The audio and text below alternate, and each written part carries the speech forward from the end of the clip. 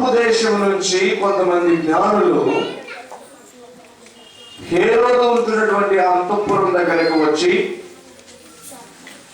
యూదులకు రాజుగా పుట్టిన వాడు ఎక్కడనున్నాడు అని రాజుని అడిగారు, హేరోదును అడిగారు.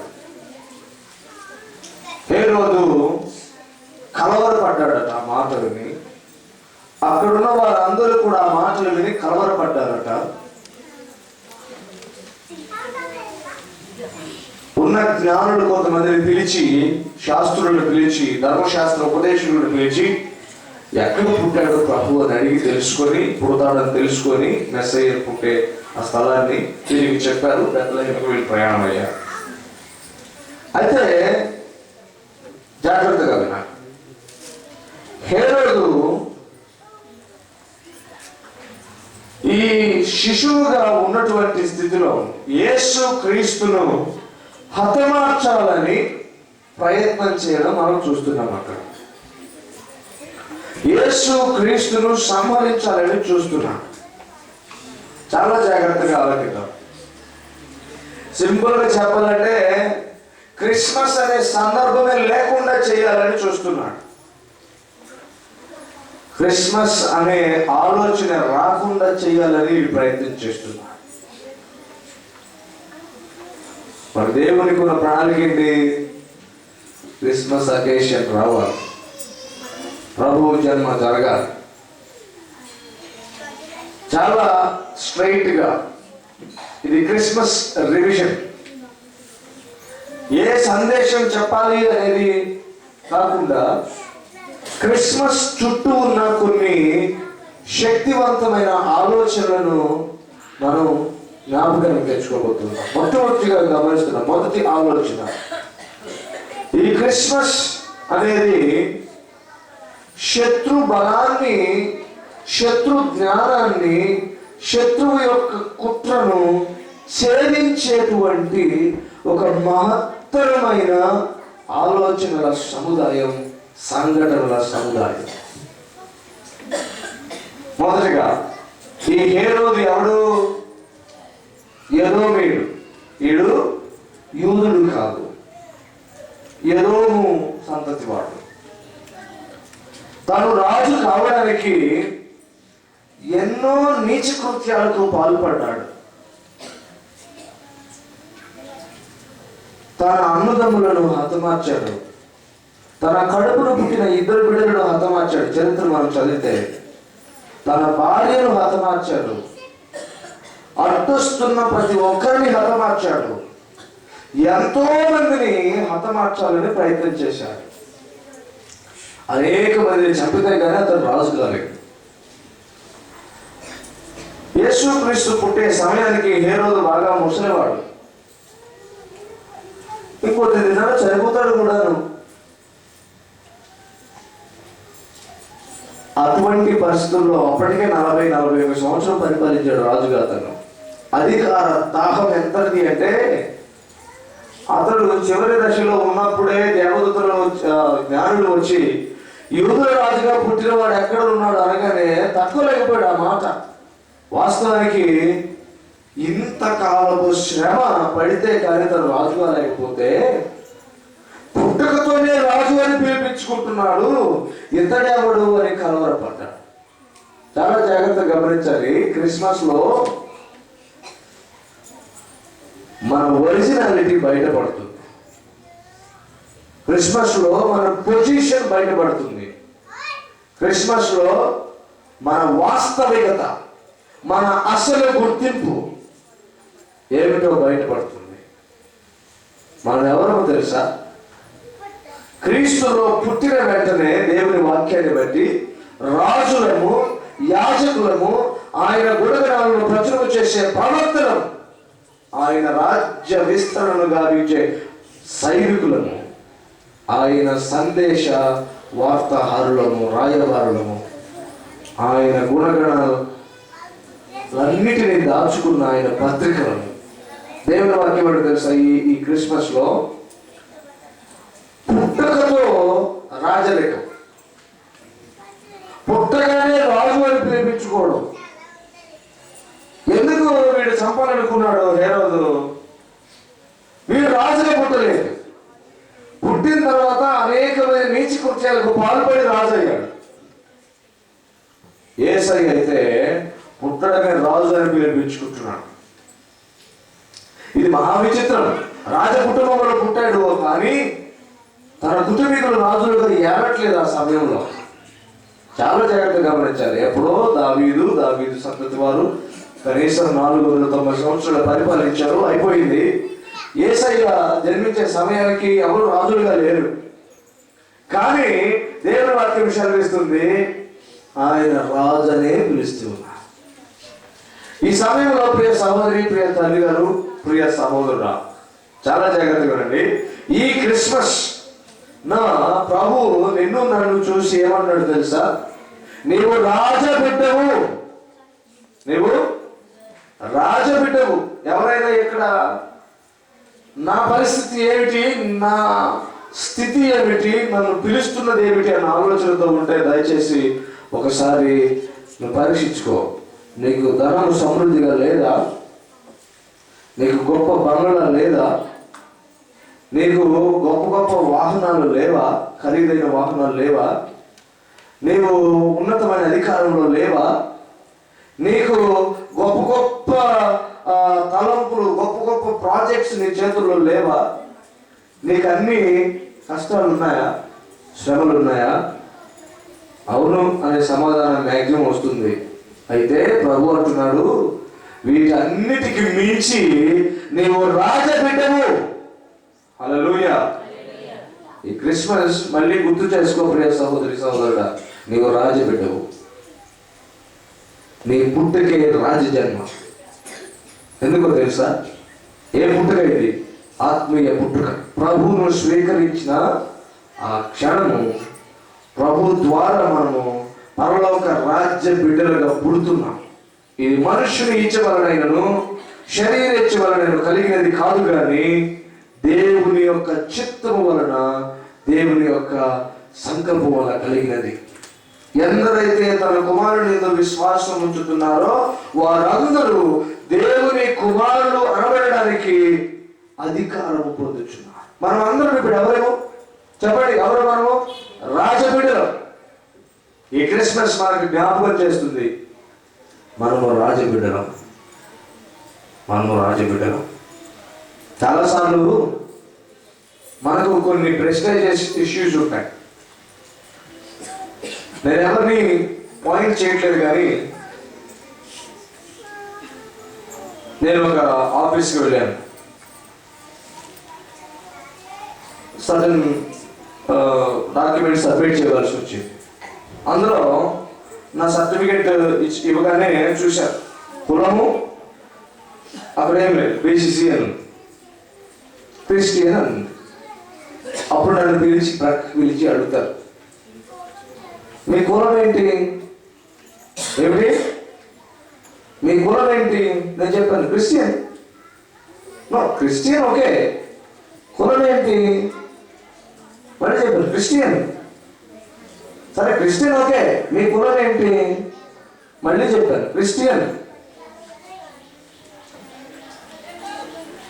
ఒరే బాబు, నీ కంటికి కనపడని స్థితి ఒకటి ఉన్నది. అదేమిటో తెలుసా? రాజకులం. నేను రాజుని. రాజుని ఎవడో కులం అడగడు. కారణం ఏంటో తెలుసా? ఏ కులం అయితే వాడు రాజు. ఎవడు నేరేడు కదా. పరిపాలన చేశా, రాజ్యాన్ని పరిపాలించే మహాధికారి దగ్గరికి పోయి, నువ్వు నన్ను ఎందుకు పరిపాలన చేస్తున్నావు, నీ కులం ఏంటని అడిగేవాడిని ఎవరు చూసాం మనం? ఎవ్వరు చూడం. అట్లా కనుక అడిగితే ప్రాణాలు పోతాయి. దేవుడు అంటున్నాడు, నీవెవరివో సామాజికంగా నీ గుర్తింపు ఏంటో అది భారతీయ గుర్తింపు, అది భారతీయ తత్వము గుర్తింపు. అది నీవెవరు అడుగుతారు. నీవెవరు? విచిత్రం ఏమిటంటే ఆ ఎవరు అనే దాన్ని బట్టి క్రైస్తవ్యంలో కూడా ఇప్పుడు ఈ మధ్య కాలంలో కొన్ని చర్చెస్ చూస్తున్నాం మనం. అక్కడక్కడ ఫలానా కమ్యూనిటీ వాళ్ళ చర్చ్, ఫలానా కమ్యూనిటీ వాళ్ళ డినామినేషన్, ఫలానా కమ్యూనిటీ వాళ్ళ ఇన్స్టిట్యూషన్. జాగ్రత్తగా దేవుని వాక్యం సెలవిస్తుంది, ఈ క్రిస్మస్ మనందరికీ ఒక పట్ట ఇస్తూ ఉంది. ఇక్కడ ఎవరు తక్కువ కులం ఎక్కువ కులం లేదు. వాస్తవానికి ఇది భారతీయ తత్వం, భారతదేశంలో ఉన్న ఒక ఆలోచన. చిన్న కులం పెద్ద కులం, ఉన్నత వర్గం నిమ్న వర్గం. This is all non sense. దేవుని వాక్యం సెలవిస్తుంది, మీరందరూ రాజులు, రాజబిడ్డలు. There's not even a minute you to remember your caste. You should not, you must not.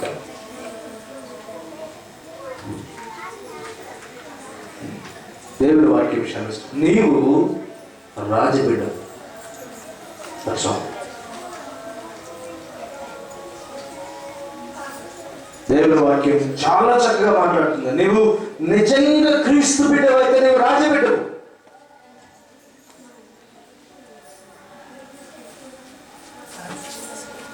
ఇంకా తోకలు పట్టుకొని వేలాడు. నీకు నిజమైనటువంటి అధికారం ఇచ్చేశాడు ప్రభు. నీవు రాజ్యం చేయబోతున్నావు. ఇంకో విషయం తెలుసా, ప్రభు మన మధ్యలోనికి రానయ్య ఉన్నాడు. ఆయనతో కలిసి మనం ఏలుబడి చేయబోతున్నాం. ఆయనతో కలిసి మనము రాజ్యమును పరిపాలించబోతూ ఉన్నాం. ఆయన అంటాడు, మీరందరూ రాజబిడ్డలు, మీరందరూ రాజబిడ్డలు.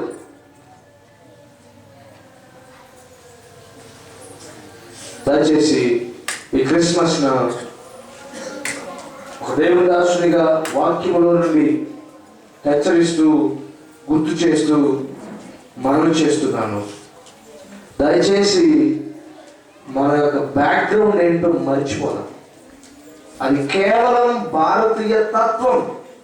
భారతదేశంలో ప్రత్యేకించి ఒక మతపు తత్వం, భారతదేశంలో ప్రత్యేకించి ఒక వర్గపు తత్వం. నిన్ను నన్ను రకరకముల కులముల పేర్లతో విభజించే తత్వం.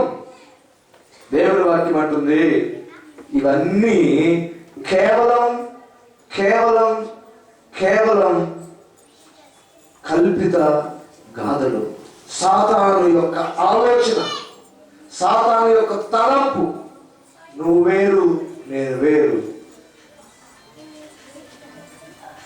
నీ యొక్క జీవితం కులాన్ని బట్టి నిర్ణయించబడడం, ఇదంతా దేవుని వాక్యాన్ని బట్టి చాలా చాలా దేవుని వాక్యాన్ని బట్టి చాలా తప్పుడు ఆలోచన. ప్రభు అంటున్నాడు, ఈ క్రిస్మస్ నీవు ఎంత పేదవాడివో, నీవు సామాజికంగా నీ గుర్తింపు ఎలా ఉందో అదంతా ప్రక్కన పెట్టి దేవుని వాక్యం చదువు, నీవు రాజబిడ్డవు. ఇది తట్టుకోలేకపోతున్నాడు హీరో, ఈ మాట తట్టుకోలేకపోతున్నాడు. హేరోదు అంటున్నాడు, అదేంటి పుట్టగానే రాజు ఎలాగ అవుతాడు, నేను అలా కాలేదు. అందుకే వాడు చంపడానికి ప్రయత్నం చేస్తున్నాడు. ప్రియ సహోదరి సహోదరుడు, నీవు నేను నిజంగా రాజబిడ్డలాగా బ్రతికితేనే సమాజము లోకం మనల్ని చూసి అసూయపడుతుంది. లేకపోతే మనలాగే అప్పుడే తెలుస్తుంది మనం రాజబిడ్డలాగా బ్రతుకుతున్నామా, లేకపోతే సామాజికంగా వాళ్ళ ఎక్స్పెక్టేషన్ బట్టి బ్రతుకుతున్నాము. లోకం మనం ఖచ్చితంగా ద్వేషిస్తుంది. కారణం ఏంటో తెలుసా, మనం రాజబిడ్డలం కాబట్టి. మనం ఈ లోకానికి సంబంధించిన వారము కాము. మనం ఈ లోకానికి సంబంధించిన వారము కాము. దేవుని వాక్యం సెలవిస్తుంది, మనము పరలోకములకు సంబంధించిన వారము. మన పొజిషన్ ఏమిటంటే రాజబిడ్డలం. అందుకనే మనము శ్రమను ఎదుర్కొంటాం. దేవుని ఈ క్రిస్మస్ మనకి ఒక జ్ఞాపిక, ఒక గుర్తు. పర్టికులర్గా నీవు నేను రాజబిడ్డలం. క్రీస్తునందు విశ్వాసం ఉంచిన నీవు నేను రాజబిడ్డలం. తెలుగులో ఒక మాట ఉంటుంది, మకుటము లేని మహారాజు. మనందరికీ కిరీటం లేకపోవచ్చు, చేతిలో రాజదండం లేకపోవచ్చు, కానీ మనమందరం పరిపాలకులం, అధిపతులం. మహా గొప్ప అధికారం ఉన్నది మనకు. ఏం అధికారం తెలుసా? ఈ లోకమును ఆశీర్వదించే అధికారం ఉన్నది మనకు. ఈ లోకములో ఉన్న వారిని పరలోకమునకు తీసుకొని పోగలిగిన మహా ఆత్మీయ శక్తి చేత అభిషేకించబడిన శక్తి మనకి ఇవ్వబడి ఉంది. మనం ఏమిటి ఇప్పుడు ఆత్మీయ సైనికులం. సాతాను స్థావరాల మీద దాడి చేసేవారం. సాతాను స్థావరాలను చిందరవందర చేసి అందులో పట్టబడినటువంటి పాప శాప కట్లతో ఉన్నటువంటి వారిని విడిపించి ప్రభు వైపుకు తీసుకొని వెళ్ళే పరలోక రాజ్య సైనికులుగా మనం ఉన్నాం. లోకం మన గుర్తించదు. నీకెంత మనీ ఉంది, నీకెన్ని ఇళ్ళు ఉన్నాయి, నీకెంత విలువ కలిగిన వాహనాలు ఉన్నాయి, ఓ అప్పుడు నిన్ను గుర్తిస్తాను. నా దేవుని వాక్యం అంటుంది నీవు రాజబిడ్డవు. దేవుని వాక్యం మరొక మాట ఏమిటంటే, ఈ రాజు క్రిస్మస్ లేకుండా చేయాలని చూసినా, క్రీస్తును హతమార్చాలని చూసినా దేవుని వాక్యం అంటుంది వాడి వల్ల కాలేదు. ఈ క్రిస్మస్ మనకు ఒక భరోసా. ఎవడు ఎన్ని విధాలుగా నిన్ను ఏది చేయాలని చూసినా, నిన్ను ఏ విధంగా లేకుండా ఏదో ఒక విధంగా నిన్ను సంహరించాలని పరిస్థితులు, ప్రభావాలు, సాతానుడు, అనుచరులు ఈ రకరకాల ఆలోచనలు చేసిన దేవుని వాక్యం అంటుంది ఈ క్రిస్మస్ అదొక గొప్ప నిదర్శనం ఏమిటంటే కాపుదల. ఈ క్రిస్మస్ నిన్ను తప్పక కాపాడేటువంటి సందర్భాన్ని జ్ఞాపకం చేస్తుంది. ప్రభు నిన్ను తప్పక కాపాడి తన ఉద్దేశంలో నెరవేర్పు వరకు నిన్ను తప్పక కాపుదల చేస్తాడు. నీకు కాపుదలగా ఉంటాడు. రెండవ ఆలోచన ఏమిటంటే, వీడు దేవుని యొక్క చిత్తాన్ని, దేవుని యొక్క ప్రణాళికని వీడు క్యాన్సిల్ చేయాలని చూశాడు. ఎవరు? హేరోదు. దేవుని ప్రణాళికలను తప్పించాలని చూశాడు. దేవుని ప్రణాళికలను నిర్వీర్యం చేయాలని చూశాడు. కానీ వాడి వల్ల కాదు. ఈ క్రిస్మస్ లో మనం జ్ఞాపకం చేసుకునేది ఏంటంటే, ఇక్కడ ఉన్నటువంటి ప్రతి చిన్న బిడ్డకు, ప్రతి స్త్రీ పురుషులకు దేవుడు ఒక ప్రత్యేకమైన ఉద్దేశము కలిగి ఉన్నాడు. మీ పట్ల ప్రభువునకు కలిగిన ఉద్దేశము చాలా గొప్పది. ఆ ఉద్దేశము నెరవేరకుండా, ఆ ఉద్దేశము జరగకుండా ఏ పరిస్థితి కూడా ఆపలేదు.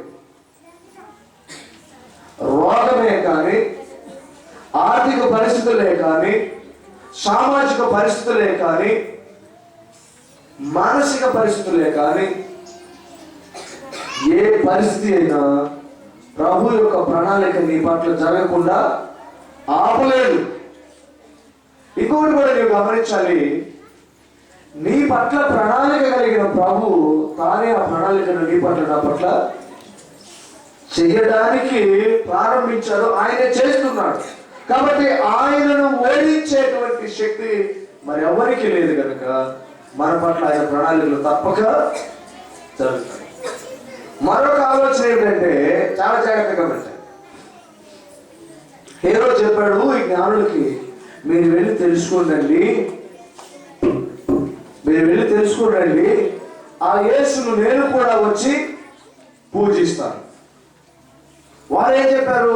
సరేనయ్యా అలాగే అన్న నమ్మారు. ఈ జ్ఞానులు వెళ్ళిపోతున్నారు. ఇప్పుడు హేరోదు జబ్బలు తరుచుకుంటూ అనుకుంటున్నాడు, శబాష్ రా హేరోదు భలే మోసం చేశాం. ఏమిటి? జాగ్రత్తగా వినాలి. హేరోదు ఏమనుకుంటున్నాడు? శబాష్ రా హేరోదు, నువ్వు భలే మోసం చేశావు. నువ్వు మాట్లాడితే జ్ఞానులంట పిచ్చివాళ్ళు ఎలా నమ్మేశారు చూడు. నా దగ్గరికి తప్పకొస్తారు, నేను అప్పుడు నా యొక్క కుయుక్తిని, కుట్రను అమలు చేస్తాను.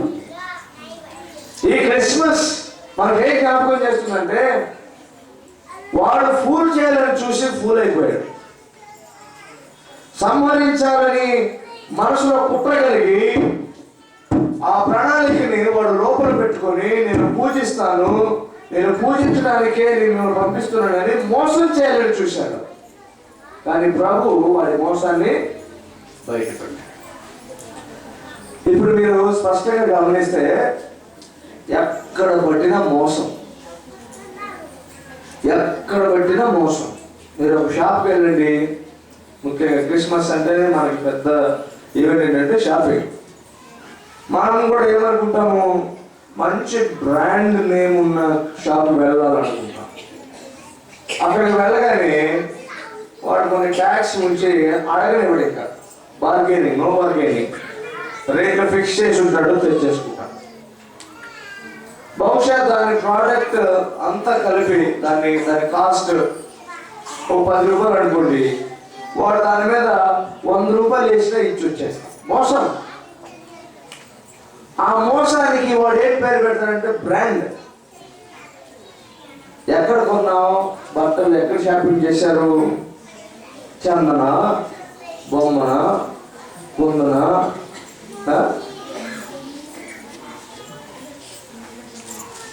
నేను కూడా షాపింగ్ చేశాను. మా ఊర్లో ఒక చిన్న షాప్ ఉంది, వెళ్ళాను, బట్ట తీసుకున్నాను, బిల్ వేశాడు. ఫర్ ఎగ్జాంపుల్ 5000 బిల్ వేశాడు. నేను చెప్పాను 3000 ఇస్తాను అంతే. లేదు సార్ 200, 3200 ఫినిష్. మిషన్ దగ్గర తీసుకొచ్చి కుట్టించి వేసుకుంటే ఆ రెడీమేడ్ వేసుకున్నాడు కానీ ఇవే బాగున్నాయి. నిన్న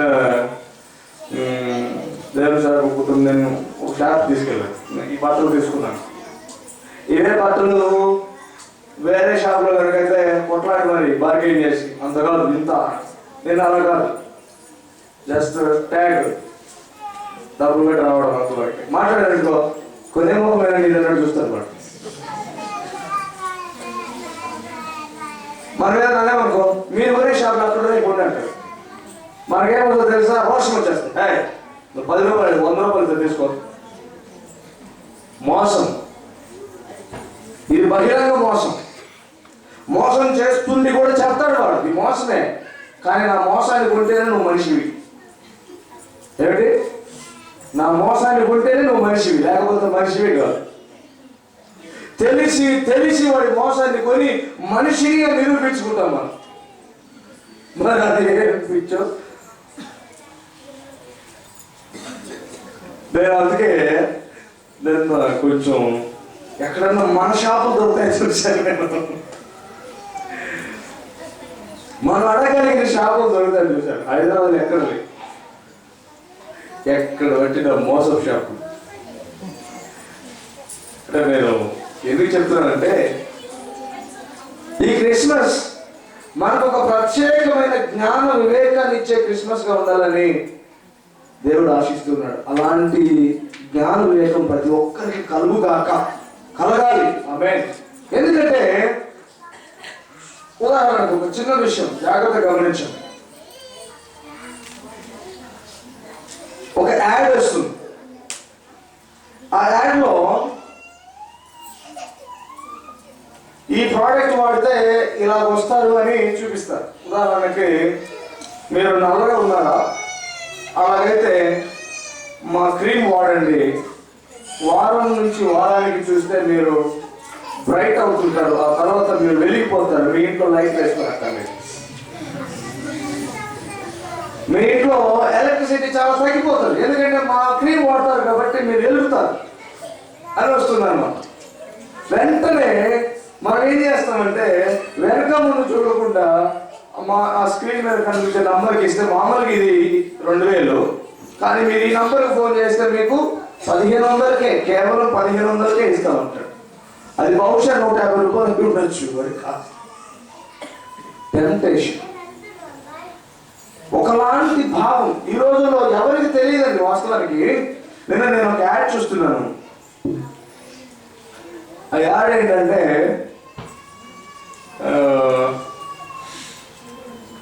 ఒక ఆమె ఫోటో తీసుకుంటుంది. అందులో ఉన్న యాక్టర్ ఏమంటాడంటే ఈమె కొత్త మోడలా అంటాడు. లేదండి ఫోటోగ్రాఫర్ అంటే వావ్ అంటాడు.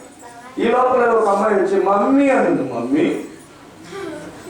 అప్పుడు ఆమె వచ్చి హీరో గారు కొంచెం నాకు ఆటోగ్రాఫ్ ఇవ్వండి అంటే నిజమైన స్టార్ నేను కాదమ్మా మీ మమ్మీ అంటాడు.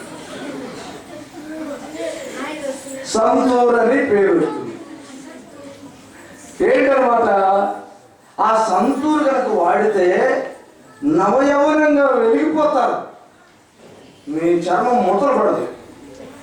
అందులో ఉన్న గ్లిజరిన్ ఫార్ములా మిమ్మల్ని ఎప్పుడు ఫ్రెష్గా ఉంచుతుంది. మనకు తెలియదు ఇంకా అందులో ఏం వాడాడో ఏముందో అది మనకు ఎలా ఉపయోగపడుతుందో ఏమీ తెలియదు. బ్రాండ్ పెట్టాడు, పేరు పెట్టాడు, సంతూర్ ఇవ్వ, ఇలా ఎన్నో. వీటిని ఏమంటారంటే సబ్లిమినల్ ఇన్ఫ్లుయెన్సెస్ అంటారు. తెలుగులో చెప్పాలంటే మన కాన్షియస్, మన మనసుకే తెలియకుండా మన మీద ఒక ప్రభావం ఉంటుంది. మన మీద ఒక ప్రభావం ఉంటుంది, ఒత్తిడి ఉంటుంది. నువ్వు ఇది చెయ్యి అంతే.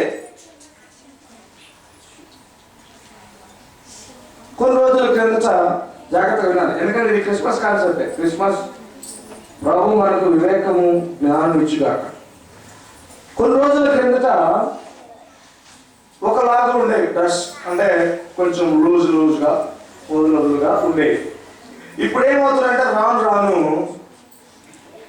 మన మనిషి ఒకవేళ 100 సెంటీమీటర్ చుట్టుకొలత వస్తే 70-80 చేస్తున్నారు డ్రెస్. అప్పుడు ఆ డ్రెస్ వేసుకుంటే మనిషి అంతా కుదిసిపోతాడు, కథలు రోబోలు అయిపోతారు, అట్లా పోతుంటారు. ఆ డ్రెస్సులు కొంటారు. ఇప్పుడు అది కొనకుండా మనం బయటకు వచ్చామనుకోండి, పాతకాల మనిషి ఎప్పుడే జమాలో పుట్టినట్టున్నాడు అన్నట్టు చూస్తాను. నా చేతిలో ఒక ఫోన్ ఉంది, నొక్కుంటున్నాను. ఫోన్ చేశారు, మాట్లాడాను, వాళ్ళకి వినిపించింది, వాళ్ళు మాట్లాడేది నాకు కూడా వినిపించింది. పని జరిగిపోయింది. కానీ ఏం పని అండి ఇది?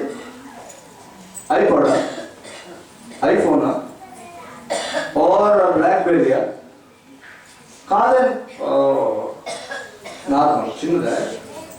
నాకు అప్పుడు ఏమనిపిస్తుంది, ఎట్టి పరిస్థితుల్లో నెక్స్ట్ టైం వీడు కలిసే సమయానికి నేను ఐఫోన్ కొనుక్కోవాలి. వెళ్ళి అడిగాయి. నెల నెల ఈఎంఐ కట్టుకోవచ్చు, ఫెసిలిటీ ఇచ్చారు. క్రెడిట్ కార్డ్స్ అని వాడుకోవచ్చు. ఎంతండి? జస్ట్ 50,000. ఎవడో ప్రెస్టేజ్కి, ఎవడో అడిగిన దానికి నా అవసరాన్ని పక్కన పెట్టి అవసరం లేకపోయినా పోయి 50,000 పెట్టుకోండి. నేను అలా టెంప్ట్ అయ్యి 2-3 ఫోన్లు కొంటే మా పిల్లలు వరుసగా పగలగొడుతుంది. ఇప్పుడు కూడా పగిలేవు, ఫీల్ అవ్వట్లేదు నేను. ఎందుకంటే 2-3 సార్లు ఫీల్ అయ్యాను, అయ్యో వెంటనే దీనికి స్క్రీన్ వేయించాలి. వేయించి 10 సార్లు పగలగొడుతున్నాను, అవసరమే లేదు. ఇప్పుడు నోకియా ఫోన్ ఒకటి వచ్చింది, 1100-1200 ఉంటుంది. అది తీసుకుంటే ఒక్కోసారి మన కోపం వచ్చి నేల మీద కొడితే బౌన్స్ అవుతుంది, పట్టుకొని టేబుల్ వేసి వెళ్ళిపోవచ్చు. ఏం కాదు అది కనుక కొడితే మనం బయటకు వెళ్ళాం అనుకోండి, చాలా చీప్ లాగా ఉన్నావు, ఇది ఫోన్ వాడుతున్నావా? ఏ కాదు, వీలే అక్కర్లేదు. ఫోన్ వస్తుంది, ఫోన్ చేస్తున్నాను, పని జరుగుతుంది. అనవసరమైన విషయాల్లో నీకు అవసరం లేకపోయినా నీ చేత చేయించడము అది టెక్నిక్. మహాభయంకరమైన విషయం ఏంటంటే, నేను చూస్తున్నాను, ఒక బాస్ ఉంటాడు, అది చెయ్యి ఇది చెయ్యి అంటుంటాడు, మర్యాదగా అన్ని చేస్తుంటాడు, ఇన్ని ఫైల్స్ వేస్తాడు, మోసుకోబోతుంటాడు. సాయంత్రం 8 అవుతుంది, టంగ్ టంగ్ సౌండ్ వస్తుంది, మొత్తం ఎక్కడ విసిరేస్తారు, నేరుగా పోయి బార్లో కూర్చుంటాడు. యాడ్ వస్తుంది, 8 దాటితే గంట రారాజు ఉండిపోయినట్ట. ఏంటి? 8 దాటితే గంట రారాజు ఉండిపోయినట్ట. ఎందుకు చెప్తాను తెలుసా? ఆ యాడ్లో ఈ మందు తాగితే నువ్వు రాజుగా ఫీల్ అవుతావు అని ఉంటుంది. భయంకరం. ఆ ఫీల్ కోసం చేసేవాళ్ళు ఉన్నారు కొంతమంది, ఆ ఫీల్ కోసం చెడిపోయేవాళ్ళు కొంతమంది, ఆ ఫీల్ కోసం నాశనం అయ్యేవాళ్ళు కొంతమంది. హేరోదు అలాంటి మ్యానిపులేషన్ చేస్తున్నాడు. ఇక్కడ మీరు వెళ్ళి ఆ మహాదేవుణ్ణి దర్శించుకోండి, ఆ పుణ్యాత్ముని చూడండి, నా దగ్గరకు వస్తే నేను కూడా వచ్చి ఆయన్ని దర్శించుకొని తరిస్తాను అని చెప్పాడు. మోసం చేయాలని దేవుడు చెప్పాడు, నాయన వాడు మోసం చేస్తున్నాడు రా, మీరు దారి మార్చండి. దేవుని వాక్యం శ్రమిస్తుంది. మనమందరం మోసపోయి చాలా కోల్పోతాం. ఈ క్రిస్మస్ మనందరి కళ్ళు తెరిపించి జ్ఞాన వివేకాలు ఇచ్చి మనంగా ఉండేటట్లు దీవించేటట్లుగా ఈ క్రిస్మస్ మన కొరకు మార్చును గాక. హల్లెలూయా. ఎందుకంటే మనం ఎక్కడ చూసినా కంపారిజన్ చేసుకుంటూ ఉంటాం. పక్క వాళ్ళు ఎలాంటి డ్రెస్ వేశారు, నాకు అది ఉండకపోతే షేమ్. వాళ్ళ కోసం వీళ్ళ కోసం హెచ్చుకు వెళ్ళి మనం ఇబ్బందులు పడు. ప్రభు అంటున్నాడు, వాటిని బట్టి కాదు, నువ్వు వేసుకునే బట్టలను బట్టి, నీవు చేసే డెకరేషన్స్ బట్టి, నీకున్న సదుపాయాలను బట్టి కాదు నేను నిన్ను చేస్తుంది. Your very mind, your very heart, your very faith, నీ విశ్వాసం, నీ మనస్సు, నీ హృదయాన్ని బట్టి నేను నిన్ను ఆశీర్వదిస్తాను తప్ప నువ్వు ఎంత డెకరేషన్ చేసుకున్నది అది నథింగ్. అది ఏమాత్రం ఎనదగినది కాదు ఈ క్రిస్మస్. అందుకనే నేను గమనిస్తున్నాను, మనం చర్చిలో పెద్ద డెకరేషన్ చేయం, ఈరోజు పెద్ద స్పెషల్గా కూడా ఫీల్ కావు, కానీ ఆ సంతోషాన్ని పంచుకుంటున్నాం. అదొకటే కారణం. ఏంటంటే మన ఫిలాసఫీ ఏంటంటే ప్రభు దగ్గర మనం హంగులు ఆర్భాటాలతో వస్తే కాదు, కానీ దేవుని సేవకుడు చెప్పినట్టు విరిగి నలిగి కొట్టబడి వస్తేనే ఆయన స్వీకరిస్తాడు. దానికి మన వేషధారణ కావాలా, మన సదుపాయాలు కావాలా? కాదు, అవసరం లేదు. అందుకనే హేరోదు మోసం చేయబడ్డాడు.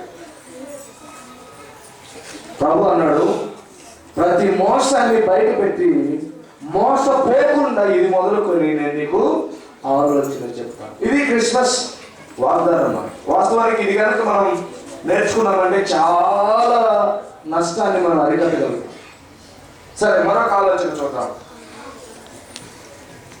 హేరోదు 2 సంవత్సరాల లోపల పిల్లలందరినీ హతమార్చమన్నాడు. ఎంతో మందిని హతమార్చాడు, వేల మందిని చంపేశాడు. చరిత్ర ఏం చెప్తుందంటే దాదాపుగా 80,000 మంది పైచిలకు వారిని, 80,000 మంది పైచిలకు పిల్లలను చరిత్రలో మనం గమనిస్తే హేరోదు హతమార్చాడు.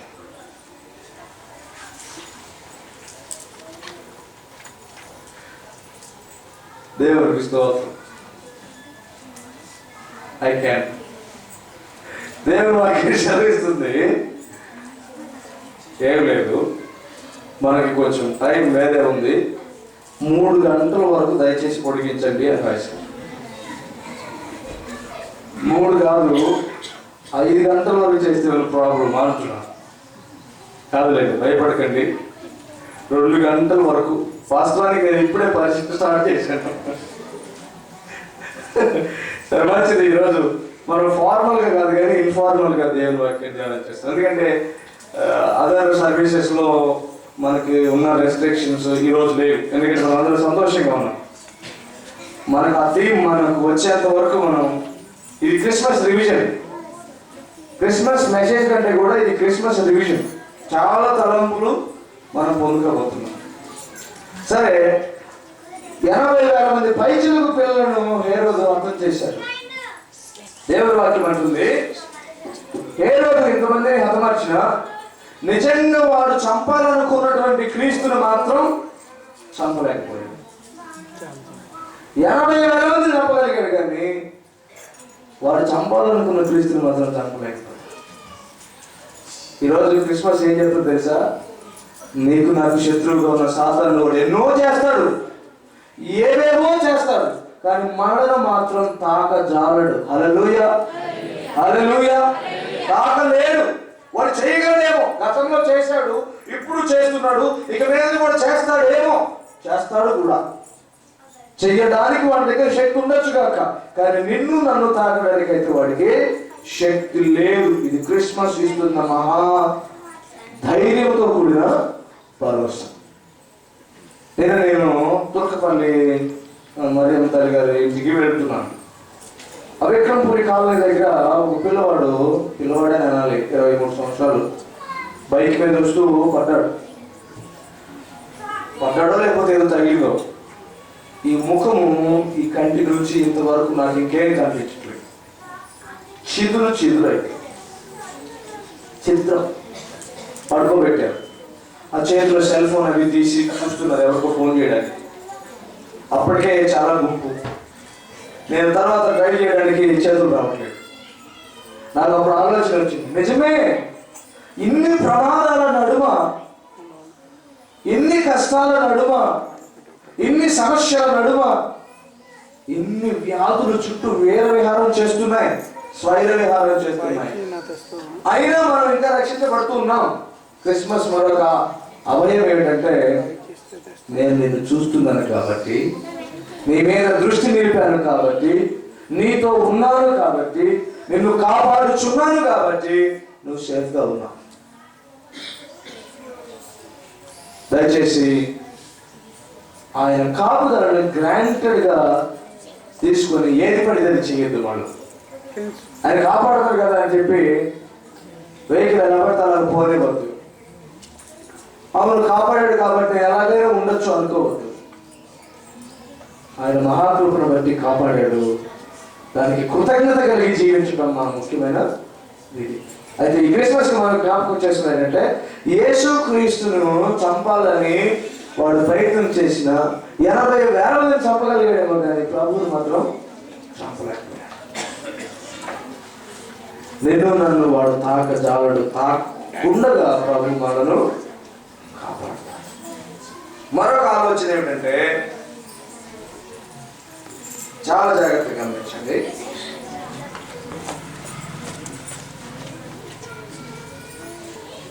ఇది ఒక ముఖ్యమైన ఆలోచన. ఎక్కడో 10,000 కిలోమీటర్ల నుంచి వచ్చారు జ్ఞానులు. వెతుకులాడుకుంటూ వచ్చి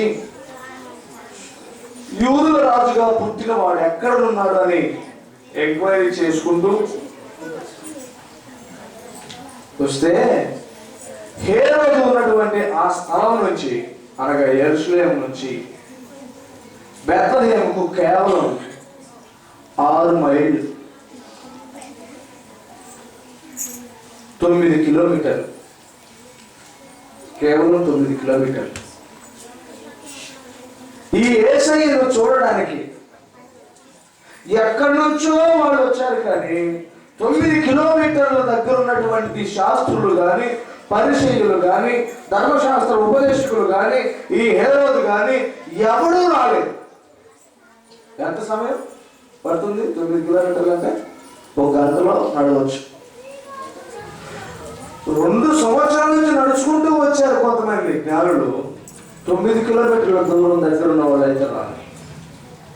క్రిస్మస్ ఏం చెప్తుందంటే, నువ్వు ప్రభువుకు ఎంత దగ్గరగా ఉన్నావు, నీకు ప్రభు గురించి ఎంత బాగా తెలుసు అనేది కాదు, నువ్వు ప్రభు కోసం వచ్చావా లేదా అన్నది మాత్రమే. ప్రభు కోసం ఏదైనా చేస్తున్నావా లేదనేది కావాలి. ఈరోజు క్రిస్మస్ ప్రభు ఏం మాట్లాడుతున్నాడంటే, మనసు లేకపోతే, ఆ విధేయత లేకపోతే ఎంత దగ్గరగా ఉన్నా దూరంగా ఉన్నట్టే. ఇది ఒక రకమైన వర్గం. ఇప్పుడు మనం క్రిస్మస్కి వచ్చాం, దేవుని సన్నిధిలో ఉన్నాం. ఒకవేళ మనకు ఆయన పట్ల విశ్వాసము, నమ్మిక, ఆయన పట్ల విధేయత, ఆయనకు సమర్పణ లేదనుకోండి, మనం క్రిస్మస్ చేసుకుంటున్న దాని అర్థం ఏంటంటే, ఆయనకి ఎక్కడో దూరంగా ఉండి ఆయన దగ్గర రాకుండా చేసుకుంటున్నారు. 6 మైళ్ళ దూరంలో ఉన్న వాళ్ళు ప్రభు దగ్గర రాలేదు, కానీ ఎక్కడో 9-10 వేల కిలోమీటర్ల దూరం ఉన్న వాళ్ళు అయితే వచ్చారు. ఏమని చదివిస్తుంది క్రిస్మస్? నీకేం తెలుసు, నీకేమున్నది, నీ అర్హతలు ఏమిటి, నీకు ఎంత దగ్గరగా ఉన్నావు, ఉన్నట్టుగా కనిపిస్తున్నావు అనేది కాదు, కానీ నిజంగా ఎంత దగ్గరగా ప్రభువు దగ్గరకు వచ్చావు అన్నదే కావాలి. ఎలా కనిపిస్తాం మనం ప్రభువుకు దగ్గరగా ఉన్నట్టు? కనిపించారనుకోండి, రైతుల బ్రదర్ కొద్దిసేపు మాట్లాడేమనుకో, పరిచర్య గురించి మాట్లాడతాం, దేవసానికి వచ్చి ప్రార్థన చేస్తాం, పాటలు పాడతాం, స్తుతులు చెప్తాం. చూడగానే ఎంత దగ్గరగా ఉన్నారో, ప్రభువుకి ఎంత దగ్గరగా ఉన్నారో, కానీ ప్రభువుకి మరీ సమీపంగా, ప్రభువును తాకేంత దగ్గరగా రాలేకపోయే స్థితి మనం కొంతమందిలో చూస్తాం. నిజమే, కనిపించడానికి. ఈరోజు నేను ఒక క్రిస్టియన్గా బట్టలు కొంటే, ఓహో వీరి పండుగ కాబట్టి బట్టలు కొన్నారు. ప్రభు అంటే వాళ్ళకంత నమ్మకం, ఆ పండుగ చేసుకుంటున్నారు, దగ్గర ఉన్నట్టే. కానీ అసలు దగ్గరికి రావట్లేదు, ఆయన ఉన్న చోటికి రావట్లేదు. ఉన్నట్టు దగ్గర ఉన్నట్టు అక్కడక్కడ ఉన్నట్టు కనిపిస్తామని దేవుని వాక్యం అంటుంది. అలా దగ్గర ఉన్నట్టు కనిపించడం కాదు, ప్రభువుకు దగ్గరగా రావడం, ప్రభువులోనికి రావడం అనేది చాలా ముఖ్యం. మరొక విషయాన్ని మనం గమనిస్తే చాలా జాగ్రత్తగా గమనించాలి. ప్రభువుని గురించి హేరోదు విన్నాడు. ఏం విన్నాడు? యూదులకు రాజుగా పుట్టాడు. ఈ శాస్త్ర పరిశీలన అడిగారు, ఎక్కడ పుడతాడు అంటే ఏం చెప్పారు తెలుసా? యూదా దేశంలో బెత్లెహేములో ఆయన పుడతాడు, ఆయన ఫలానా వంశంలో పుడతాడు, ఆయన అలా ఇలా అని ఆయన గురించి ఎన్నో చెప్పాడు. కానీ ఏమీ తెలియని వారు, ఎక్కడో ఒక మాట విన్న వారేమో దగ్గరకు వచ్చి ప్రభువుని ఆరాధించారు. బాగా మాకు తెలుసు అన్న ధర్మశాస్త్ర పండితులు మాత్రం అక్కడ రాలేదు. ఇప్పుడు మనకేం అర్థమవుతుందంటే, ఈ క్రిస్మస్ లో మనకి చాలా తెలిసి ఉండొచ్చు, మనకు చాలా తెలిసి ఉండొచ్చు, ఇక్కడ ఉన్న మన అందరికి ఎన్నో విషయాలు తెలిసి ఉండొచ్చు. గంటలు కాదు కదా, రోజుల తరబడి ప్రసంగాలు చేయగలిగిన మనసు కూడా మనకు ఉండొచ్చు. కానీ చేసే విషయానికి వచ్చేసరికి ఏం చేయకపోతే ఇది నిజంగా గొప్ప అజ్ఞానం. ఇది ఇంకా చెప్పాలంటే గొప్ప అవిధేయత కూడా. నీకు తెలిసిన దాన్ని చేస్తేనే అది, తెలియకపోతే అది వేరే విషయం.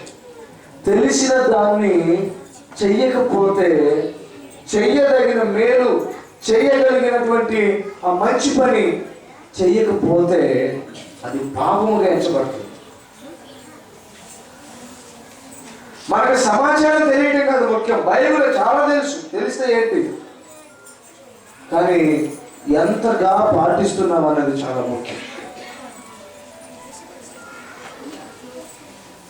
ఈ క్రిస్మస్ మన యొక్క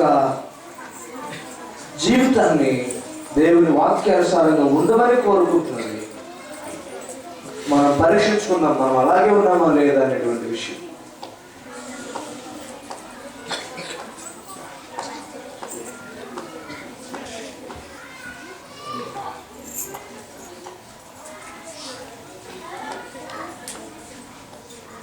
దేవుని వాక్యం నుంచి మనం కొన్ని తలంపులు జ్ఞాపకం చేసుకుంటున్నాము. ఆయన చాలా స్పష్టంగా మాట్లాడుతున్నాడు.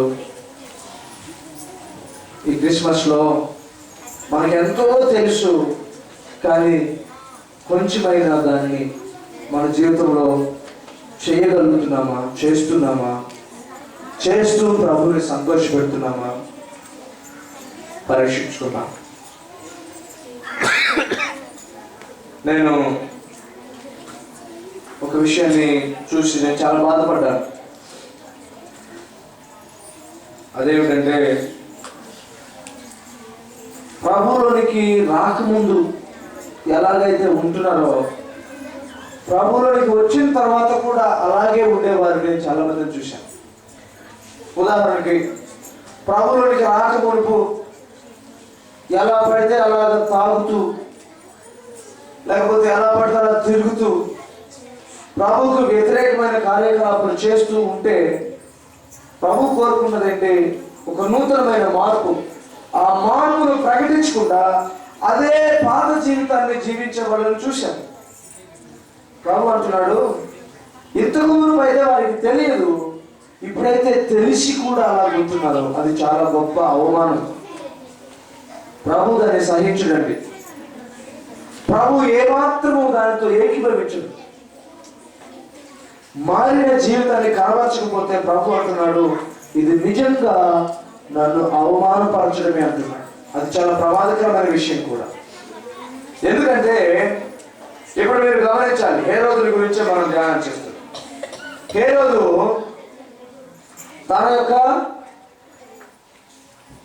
తనతో ఉన్న చాలా మందిని, తన అధికారాన్ని కట్టొచ్చే వారిని హతమార్చాడు. తన కడుపును పుట్టిన బిడ్డలను హతమార్చాడు. తన భార్యను హతమార్చాడు, చివరికి ప్రభువును కూడా హతమార్చాలని చూశాడు. చాలా స్పష్టంగా గమనిస్తే వీటన్నిటిని చేస్తున్నప్పుడు ప్రభు సహిస్తూ చూస్తున్నాడు. వీడు ఇంకా మారడానికి అవకాశం ఇస్తూ ఉన్నాడు. వీడైతే మూర్ఖంగా అదే స్థితిలో కొనసాగుతూ ఉన్నాడు. దేవుని వాక్యం ఏమని చదువుతుంది తెలుసా? చరిత్రలో జోసెఫస్ అని ఒక ఆయన ఉన్నాడు. ఆయన రాస్తాడు, హేరోదు చనిపోతే ఆ శవాన్ని పురుగులు తిన్నాయంట. భయంకరమైన మరణాన్ని చావలసి వచ్చింది. ఎందుకు ఈ మాట చెప్తానంటే, దేవుని బిడ్డలైన మనము మన పాత జీవితాన్ని రిపీట్ చేస్తే చాలా దరిద్రంగా ఉంటుంది. అందుకనే మనం ఏమంటామంటే, ప్రభువులో మనను ఆయనతో పాటు పాతి పెట్టడం అంటాం. బాప్తిస్మంలో మన పాత స్వభావాన్ని మనం పాతి పెట్టినప్పుడు మళ్ళీ దాన్ని తిరిగి లేపితే అది భయంకరమైన దుర్వాసనతో కూడినట్టుగా, శవం ఎలాగైతే దుర్వాసన వస్తుందో అలాగే క్రీస్తులో ఉన్న తర్వాత మన పాత స్వభావాన్ని మనం కనబరుస్తూ ఉంటే అది ప్రభువుకి అవమానము, మనకు కూడా అది మేలు కాదు. ఈ క్రిస్మస్ దేవుడు గద్దిస్తూ మనతో అంటున్నాడు, ఏలేని సమయంలో ఏ పాత స్వభావమునైనా ఒకవేళ ఏలేని స్థితిలో మనం కనబరుస్తూ కనుక ఉంటే దేవుడి వాక్యం సెలవిస్తూ ఉంది, ఆ పాత స్వభావాన్ని వెంటనే పూడ్చివేయాలి, మారివేయాలి. ఆ పాత స్వభావాన్ని వెంటనే విడిచిపెట్టాలి. లేకపోతే క్రిస్మస్ హేరోదును చూపించి ఒక మాదిరిగా ఒక ప్రశ్న హేరోదు అనుభవించాడు, ఎవరైనా అనుభవించవచ్చు. దేవుని మాటలు సత్యం, దేవుని మాటలు సత్యం, అవి శక్తివంతమైనవి. క్రిస్మస్ మనం చూస్తే ఆయన మాటలను వ్యతిరేకించడం వలన నష్టమే తప్ప లాభం లేదు. ఆయన మాటలు పాటించకపోవడం వలన నష్టమే తప్ప లాభం లేదు. ఈ క్రిస్మస్ లో ఆయనకు వ్యతిరేకంగా ఉండి కూడా క్రిస్మస్ చేసుకుంటూ కనుకుంటే ప్రభు అంటున్నాడు, దయచేసి నీ జీవితాన్ని మార్చుకో. నేను ఒక వ్యక్తిని చూశాను. ఆ వ్యక్తి చర్చ్కి వస్తే కనుక చాలా మంచివాడు. ఎంత మంచివాడు అంటే ఆ చర్చిలో ఉన్న వాళ్ళందరూ ఆయనే మంచివాడు. ఇంటికి వెళితే ఎంత ఘోరంగా ప్రవర్తిస్తాడు. అతని కనుక ఒకవేళ చర్చిలో ఉన్న వాళ్ళు కనుక ఇంటి దగ్గర చూస్తే అసలు చనిపోతాడు, అంత అవమానం వేస్తుంది. ఇలాంటి వాడిని నమ్మేమన్నాడు. ఒకసారి నేను అతనితో మాట్లాడాను, బ్రదర్ మీరు చాలా మంచివాళ్ళు, ఎందుకు ఇలా ఉంటున్నారంటే వెంటనే ఆయన సమాధానం, నన్ను మంచిగా ఉండనివ్వట్లేదండి ఇంట్లో, నన్ను మంచిగా ఉండనివ్వట్లేదు, అందుకని నేను చెడ్డగా అవుతున్నాను. మరి చర్చికి వస్తే ప్రార్థన చేయమన్నారు అనుకోండి, ఏం చేస్తాను, కన్నీళ్ళు వచ్చేస్తాను. ఆయన చూస్తారా ఎంత ఆత్మీయుడో, ప్రభు దగ్గర కన్నీళ్ళు కాచేస్తున్నాడు. కానీ ఇంటి దగ్గరికి వెళ్తే మాత్రం ఏడిపిస్తాడు, ఎవరైనా ఏడిపిస్తాడు. దేవుని వాక్యం అంటుంది, ఇలాగ ఉండి కూడా పైకి చేసే క్రిస్మస్ ప్రభుకి ఇష్టం లేదు. నిజమైన మార్పుతో చేసే క్రిస్మస్ ఆయనకి ఇష్టం. ఇక్కడ చూస్తే మరొక ఆలోచన చాలా జాగ్రత్తగా గమనించాలి. ఈ జ్ఞానులు చాలా విశాలమైనటువంటి హృదయం కలిగిన వారు. ఎందుకంటే రాజుగా పుట్టినవాడు ఎక్కడున్నాడని చాలా జాగ్రత్తగా వినాలి. రాజుగా పుట్టినవాడు ఎక్కడున్నాడని వెతులాడుకుంటూ వచ్చారు. వారు వస్తే అక్కడికి రాగానే ఒక పశువుల పాక కనిపించింది. అందులో పశువులు కట్టబడి ఉన్నాయి. లేకపోతే అక్కడున్న పరిస్థితులు చాలా హీనంగా ఉన్నాయి. ఒక పశువుల తొట్టి ఉంది, పొత్తిగుడ్డలు చుట్టుపడినటువంటి శిశువు పడుకొని ఉన్నాడు. అంతే వారు చూసింది. చాలా చక్కగా అర్థం చేసుకోవాలి. ఇప్పుడు అది రాజభవనం కాదు, ఆయన చేతిలో రాజదండం లేదు, అక్కడ విశాలమైనటువంటి గదులు లేవు, విలాసాలు లేవు. అతి సాదా సీదాగా ఒక శిశువు అక్కడ ఉన్నాడు. కానీ ఈ జ్ఞానులు వారి జ్ఞానము అక్కడే బయటపడి వారు ఆ శిశువులకు సాగిలపడి వారికి ఆయనకు నమస్కరించి పూజ చేసి వారికి ఉన్న సమస్తమును వారి దగ్గర ఉన్నటువంటి విలువైన కానుకలను ఆయనకి సమర్పించారు. ఇప్పుడు గమనించాలి, రాజభవనం లేకపోయినా రాజుగారిని అంగీకరించారు, రాజదండం లేకపోయినా రాజుగారిని అంగీకరించారు, కిరీటం లేకపోయినా రాజుగారిని అంగీకరించారు. రాజుగా అంగీకరించి తమను తాము సమర్పించుకున్నారు. మన క్రిస్మస్ ఎలా ఉండాలి? అరవకూడదు. Silent please. మీరు అరవకుండా ఉండాలి.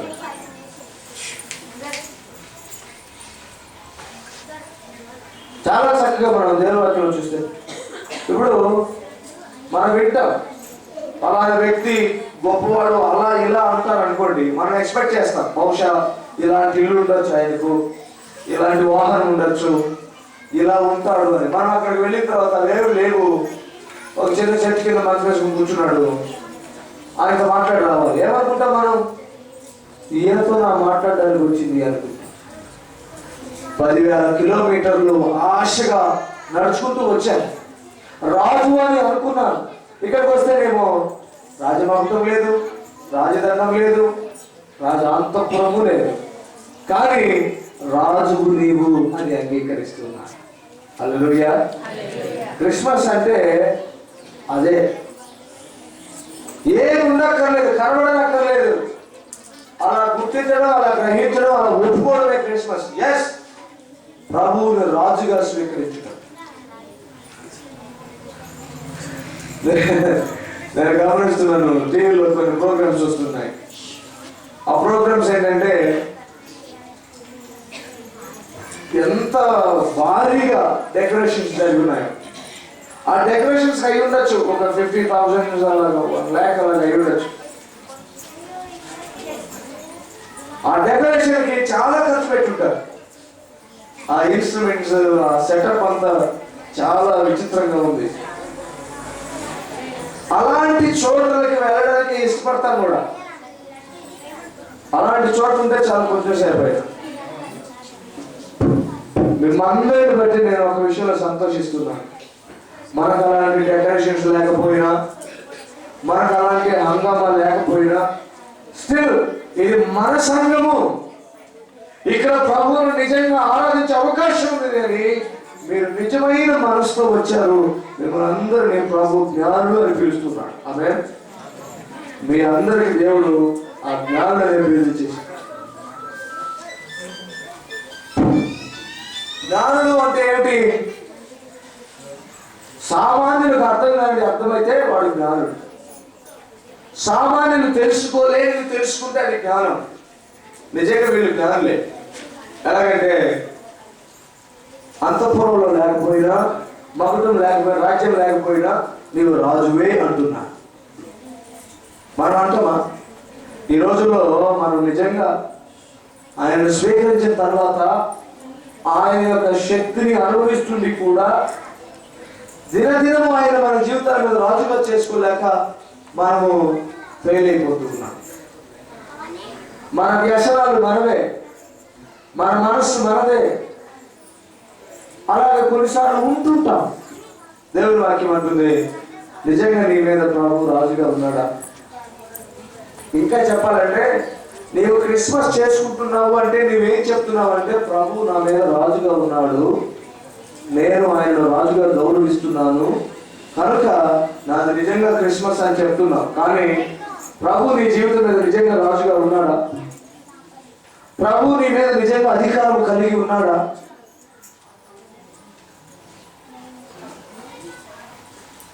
దయచేసి ఆలోచించాక. మరొక విషయం ఏమిటంటే, చాలా జాగ్రత్తగా గమనిస్తే ఈ జ్ఞానులతో పాటే మరొక గ్రూప్ కూడా ప్రభువుని చూడడానికి వచ్చారు. వారెవరు? గొర్రెలు కాదు. ఇప్పుడు విషయాన్ని గమనిస్తే ఈ గొర్రెల కాపరులు నిజమైన విశ్వాసాన్ని ప్రకటిస్తూ ఉన్నారు. క్రిస్మస్ కు మన యొక్క ప్రశ్న ఏమిటంటే నిజమైన విశ్వాసమును ప్రకటించేటువంటి క్రిస్మస్ గా ఉండాలి. ఏమిటి నిజ విశ్వాసం? మొదటిగా పరలోకం నుండి దేవదూతలు వచ్చారు, ఒక సువార్తను చెప్పారు. అందరూ వినాలి, ఎక్కడెక్కడో ఉన్నారు కొంతమంది.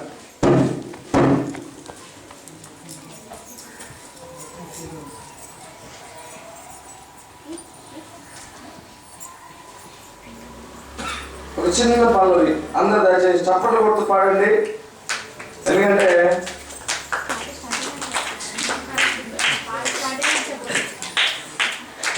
చప్పట్లు కొడుతూ దేవుడి సన్నిధిలో సంతోషంగా పాడాలి. మనకు కొంతమంది నిద్ర వస్తున్నట్టు. అందరూ ఆనందమే పరమానందమే ఆశ్రయపురమైన యేసయ్యా నీలో, ఆనందమే పరమానందమే పురమైన యేసయ్యా నీలో,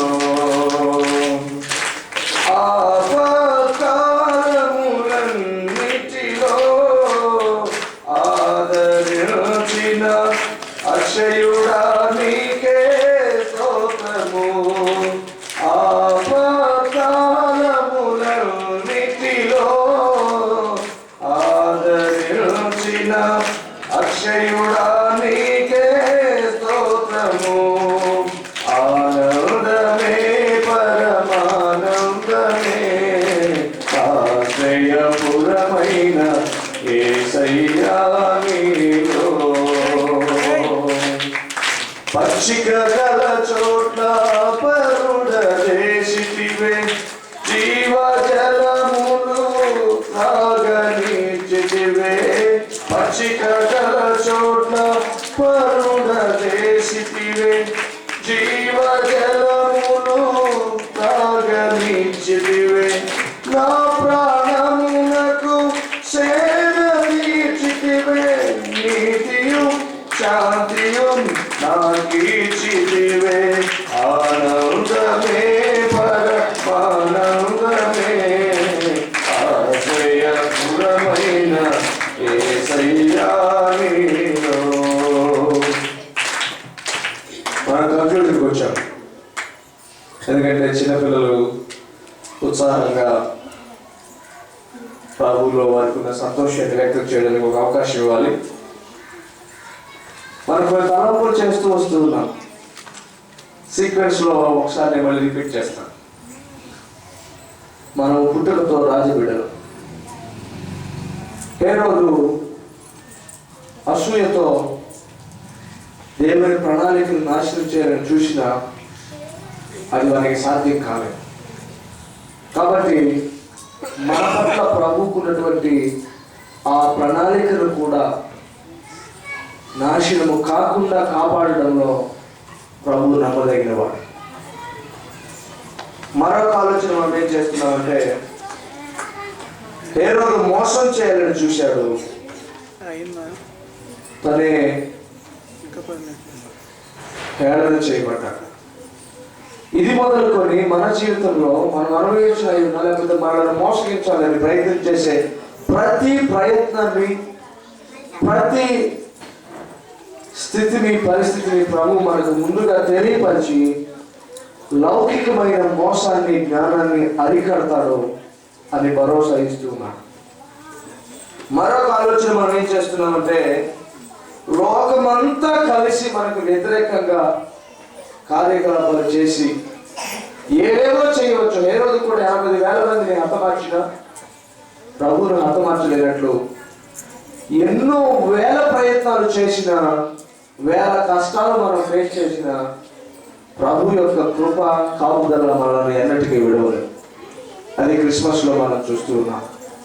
వాళ్ళు చేయగలరు, ఏవేవో చేయగలరు, కానీ మన పట్ల మాత్రం దానిని సాగనివ్వడు ప్రభు. మరొక విషయాన్ని మనం ధ్యానం చేశాము. అదేమిటంటే కేవలం 6 మైళ్ళ దూరంలో ఉన్నా రాలేకపోయిన వారు ఉన్నారు. క్రిస్మస్లో మనం కూడా దగ్గరగా ఉంటూనే ఆయన హృదయంలోనికి, లేకపోతే ఆయన మన హృదయంలోనికి పిలవలేని స్థితిలో కనుక ఉంటే క్రిస్మస్ని ఆయనకి సన్నిహితంగా చేసుకునే నిజ క్రిస్మస్గా మనం మార్చుకున్నాం. మరొక ఆలోచన మనం ఏం చేస్తున్నామంటే, ఎంత తెలిసినా శాస్త్రులకు చాలా తెలుసు, కానీ తెలిసిన దాన్ని చేయలేకపోయారు. ఈ క్రిస్మస్ మనకేం చెప్తుందంటే, మనకు తెలియడం ముఖ్యం కాదు, కానీ తెలిసిన దాన్ని నిజ జీవితంలో కనబరచడం ముఖ్యం. అలా కనబరిచినప్పుడు అది నిజమైనటువంటి క్రిస్మస్. మరొక ఆలోచన, ఇప్పుడు ముగింపుకు వస్తున్నాం. జ్ఞానులు తమ కంటితో అంతఃపురాన్ని చూడకపోయినా, తమ కంటితో గొప్ప గొప్ప స్థితిని చూడకపోయినా యేసును రాజుగా అంగీకరించారు. మనం కూడా పై పై మెరుగులు చూసి కాదు, కానీ ఆంతర్యాన్ని గ్రహించి అసలు విలువను ఇవ్వాల్సిందిగా దేవుడు వాక్యం క్షమిస్తుంది. మన సంఘం ఉంది, పెద్ద హంగామా లేదు, ఎక్కువగా బొంబార్డింగ్ థింగ్స్ లేవు, ఇక్కడ గ్లిటర్స్ లేవు, డిస్కో లైట్స్ లేవు. అయినా ఇది ఒక మంచి ఆత్మీయ స్థావరంగా మనము కన్సిడర్ చేసి వస్తూ ఉన్నాం. నిజంగా ప్రభు మనల్ని ఆశీర్వదిస్తాడు. మరొక విషయాన్ని మనం గమనిస్తే, ప్రభు కూడా అలాగే మనకు ఉన్నటువంటి హంగులను చూసి కాదు, కానీ మనం ఏమై ఉన్నామో, అనగా రాజబిడ్డలు అయి ఉన్నాము నిజంగానే కనుక మనకు ఆ ప్రాధాన్యత తప్పక ఇస్తాడు. ఎవరు ఇవ్వకపోయినా ప్రభు మాత్రం మనను రాజబిడ్డలుగా చూస్తున్నాం. మనం ఎవరము? రాజబిడ్డలు. దేవుని వాక్యం సెలవిస్తుంది, ఈ గొర్రెల కాపుల యొక్క విశ్వాసాన్ని చూస్తే, దూత చెప్పగా విన్నారు, మొదటి విన్నారు, చెప్పిన దాన్ని నమ్మారు. విశ్వాసంలో రెండవది బాహ్య నమ్మడం. వారు వెళ్ళారు, నమ్మిన దాన్ని బట్టి వెళ్ళారు,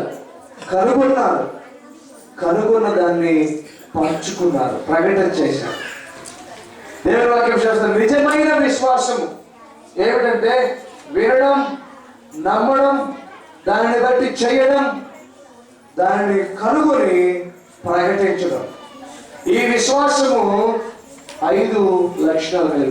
మనం అందరూ ప్రభువులో కనుక విశ్వాసం వచ్చిన వారమైతే ప్రభు మాటలు వినడం మాత్రమే కాదు, ఈ దినము ఆ మాటలు నమ్మడం మాత్రమే కాదు, ఆ మాటలు బట్టి చేయడం మాత్రమే కాదు, ఆ చేస్తున్నటువంటి దానిని పూర్తిగా కనుగొని దాన్ని ప్రకటించడం అనేటువంటిది విశ్వాసానికి పరిపూర్ణత చేకూరుస్తుంది. మన విశ్వాసం పరిపూర్ణం అవ్వాలి అంటే, మన విశ్వాసం నిజమైన విశ్వాసం అయితే మనం వినటం, నమ్మడం, చేయడం మాత్రమే కాకుండా ప్రభువుని ప్రకటిస్తాం కూడా. ఈ క్రిస్మస్కి ప్రభు మన విశ్వాసాన్ని ప్రశ్నిస్తూ ఉన్నాడు. నీ విశ్వాసము నిజమైన విశ్వాసమా? అయితే నువ్వు వింటావు, నమ్ముతావు, ఆ ప్రకారం చేస్తావు, అంత మాత్రమే కాదు, ప్రభువుని ప్రకటిస్తావు, ప్రభువుని గురించి చెబుతావు, ప్రభువుని గురించి సాక్ష్యం ఇస్తావు. అలా ఇవ్వకుండా ఉన్నట్లయితే మన విశ్వాసాన్ని పరిపూర్ణం చేసుకునే దిశగా ఒక నిర్ణయం తీసుకున్నాం. ప్రభువా, నేను నీ నాలో ఉన్న విశ్వాసమును ప్రకటించి కనబరుస్తానని ఒక తీర్మానం చేసుకున్నాం. అప్పుడు నిజమైన క్రిస్మస్ అవుతుంది ఇది మనకు. మరొక ఆలోచన చేసిన త్వరగా ముగిస్తాను. దేవదూతలు, గొర్రెల కాపరులు, అలాగే ప్రభువులకు తల్లిగా ఉన్నటువంటి మరియా, ఆమెను సంరక్షిస్తూ ప్రధానం చేయబడిన యోసేపు, అలాగే జ్ఞానులు, మీరు చూస్తున్నప్పుడు మనకేమనిపిస్తుందంటే, మనందరికీ ఆ కాపరులకు ఉన్న చెవులు కావాలి. ఆ కాపరులకున్న చెవులు కావాలి, వినే చెవులు కావాలి. ఆ కాపరులకున్న పాదాలు కావాలి, పరిగెత్తి పోయి కనుక్కునే పాదాలు. ఉన్నటువంటి ఆ పాదం చాలా జాగ్రత్తగా ఉన్నాయి.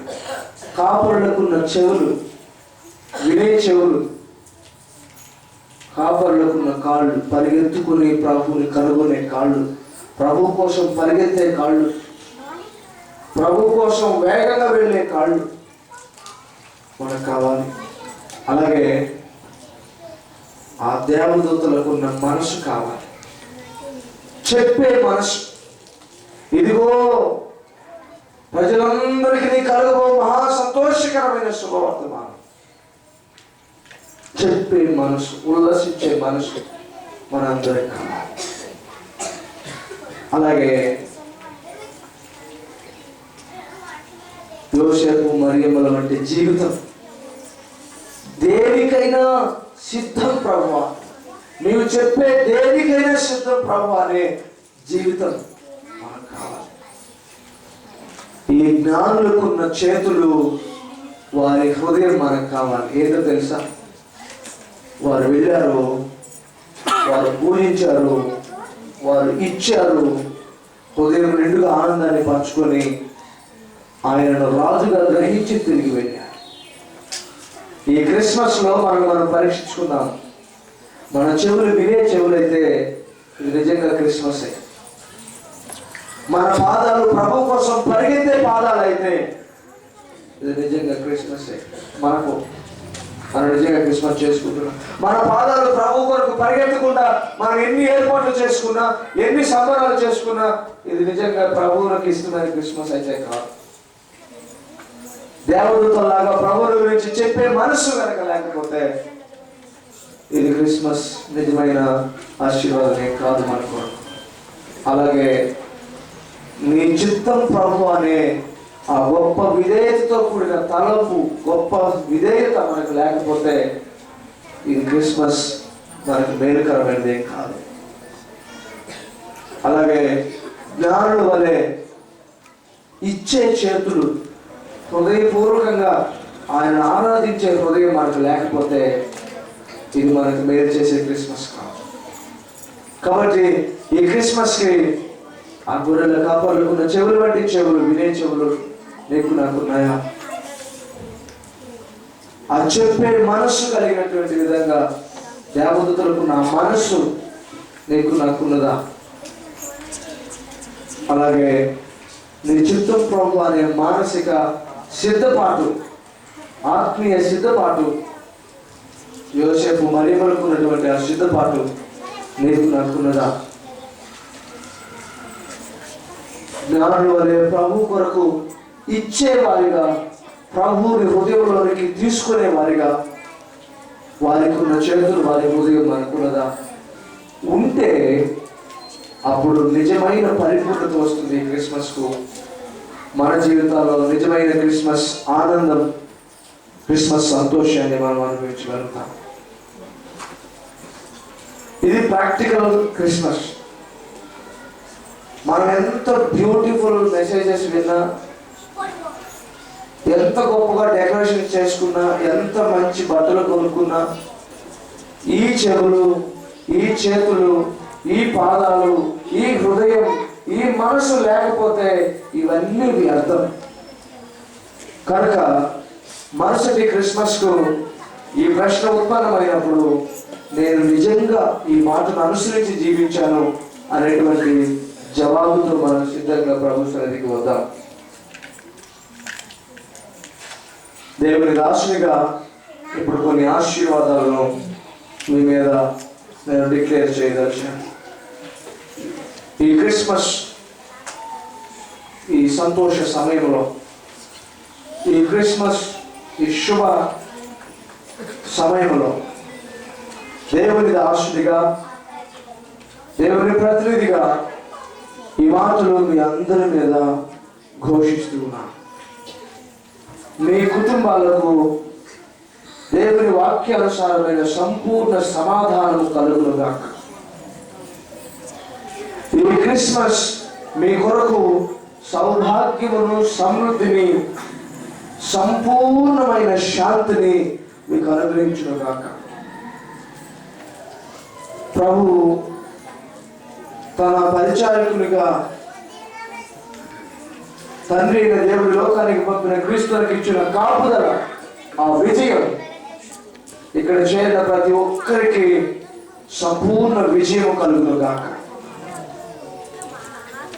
అంత మాత్రమే కాదు, హృదయపూర్వకంగా ప్రభువుని ఆరాధించే నీవు నిజదేవుని జ్ఞానం చేత, వివేకము చేత, నిజదేవుని ఆ వివేచన చేత నింపబడుతూ ఉంటాక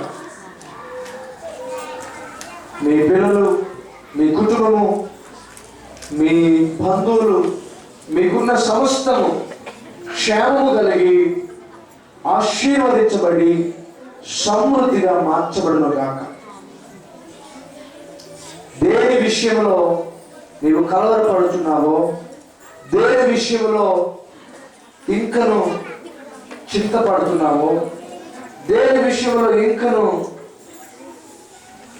బాధపడుతూ ఆలోచన చేస్తున్నావో, దానిని దేవుడు నీకు అనుకూలముగా, నీకు లోబడినట్లుగా, నీకు అది సహకరించినట్లుగా తన మహా కరికరాన్ని బట్టి, కృపను బట్టి నీ కొరకు మార్చును గాక.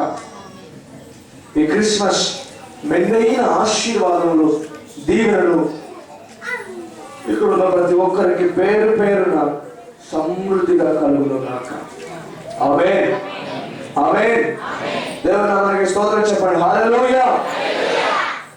మరొకసారి క్రిస్మస్ సంతోషము, సమాధానము, సమృద్ధి, సఫలత, సంక్షేమము, సర్వ సంక్షేమము ప్రభువు మీకు మెండుగా అనుగ్రహించును గాక.